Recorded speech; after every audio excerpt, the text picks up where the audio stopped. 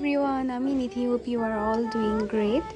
তো সকালে ঘুম থেকে উঠিয়ে বানিয়েছিলাম নুডলস আর অমলেট। তো আজকে দুপুরে রান্নার দায়িত্বটা আমার ছিল, কারণ আমার খালামণি একটু বাইরে গিয়েছে। তো আমি আগে থেকেই সব কিছু রেডি করে নিয়েছি।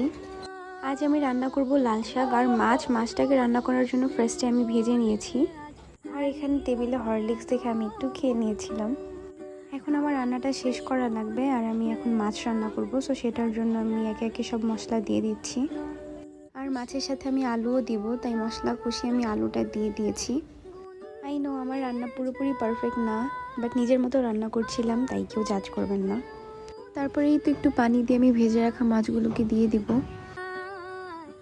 এখন আমি লাল শাকটা করে নিব। লাল শাকটা করার জন্য ফার্স্টে তেলের মধ্যে পেঁয়াজ দিয়ে নিয়েছি, তারপরে মরিচ দিয়েছি। দেন এটা ভালো করে ভাজা হয়ে গেলে আমি শাকটা দিয়ে দিব।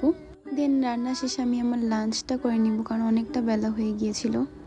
তারপর সন্ধ্যায় একটু চা খেয়ে রেডি হয়ে একটু বাইরে গিয়েছিলাম, কারণ আমার টুকটাক কিছু জিনিসপত্র লাগতো।